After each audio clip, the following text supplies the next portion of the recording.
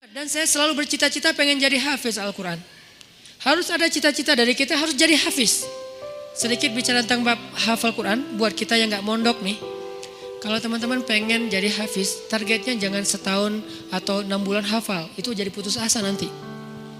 Memang motivasinya ada orang yang 3 bulan hafiz, 6 bulan hafiz, setahun hafiz. Tapi kan dia mondok, 24 jam menghafal Quran. Kita kan banyak kesibukan yang lain, yang lebih realistis. Berapa? 6 tahun hafiz.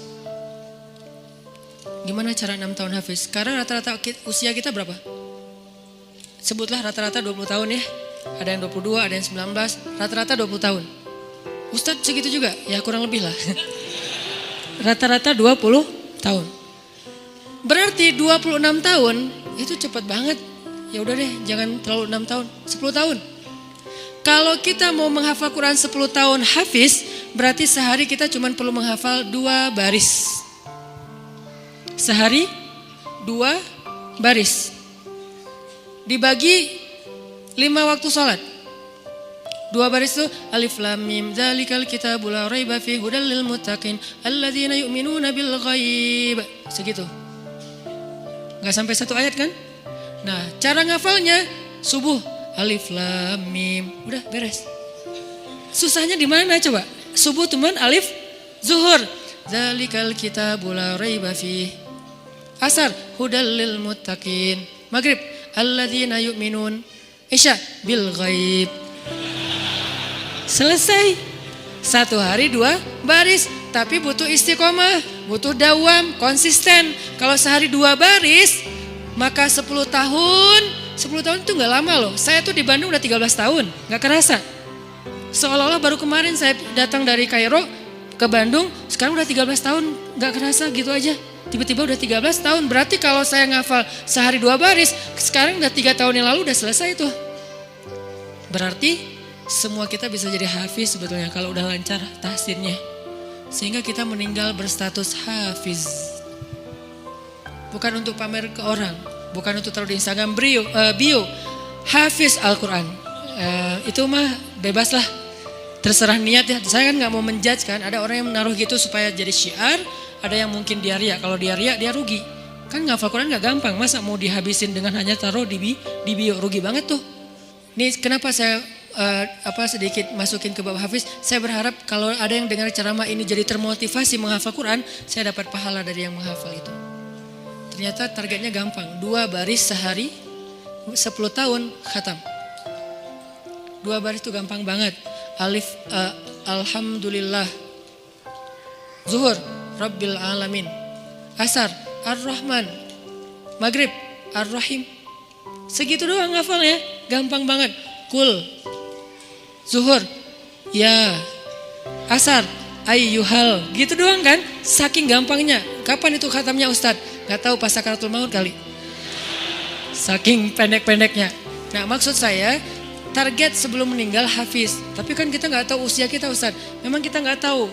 Ini mah target semampu kita.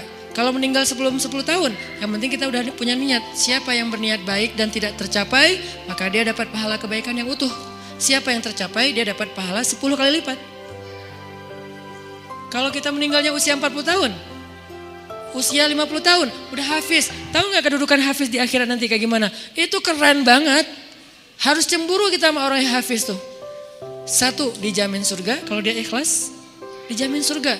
Kita tuh bukan golongan sahabat. Saya kemarin pas datang ke kuburan Uhud ya, namanya Jannatu Uhud, surga Uhud. Kenapa? Karena di situ dimakamin 10.000 ahli surga. Pas saya datang ke kuburan Uhud, saya ngerasa duduk aja lama di situ ya, mikir beruntung banget ya mereka. Semua dijamin surga. Duduk di kuburan Uhud itu nggak ada serem-seremnya. Benar-benar namanya surga Uhud. Karena kayak kita duduk di atas taman surga. Kan datang ke kuburan tuh ada agak-agak serem gimana gitu kan. Ini gak ada seremnya sama sekali, nyaman. Merpatinya banyak, hinggap di atas kuburan-kuburan itu. Dan di atas kuburan itu kita bisa tahu beberapa. Ini kuburan Sayyidah Aisyah, ini kuburannya Ibrahim anak Rasulullah, ini kuburannya Imam Malik, ini kuburannya misalnya Fatimah, ini kuburannya Ummu Kulsum, putri-putri Rasulullah. Duduk aja di atas kuburan para sahabat. Beruntung banget ya mereka dijamin surga. Kita nggak dapat kesempatan itu karena nggak sezaman dengan Nabi. Tapi kita punya kesempatan lain. Gimana? Hafiz Al-Quran, dijamin surganya. Dengan syarat ikhlas dan tidak berbuat dosa besar. Dijamin surga. 1. Kedua, bisa bawa 10 orang selain mantan ke surga. Kasihan juga ya mantan ini ya. Makanya jangan jadi mantan. 10 orang. Siapa aja? Ayah, ibu, udah pasti tuh. Makanya saya pengen menghafal Quran biar kalau saya khatam, saya ngerasa di dunia tuh belum sempat berbakti sama ibu dan ayah saya. Keburu meninggal pas tsunami.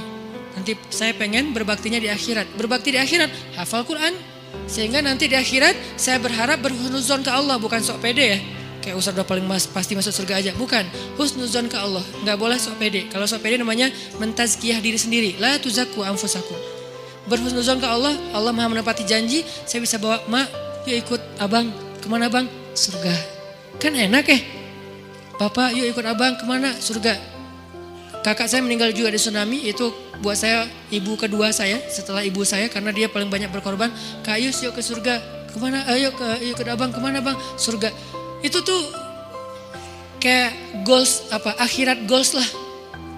Kalau kita punya life goals, ini adalah akhirat goals. Buat siapa lagi? Istri. Buat siapa lagi? Anak.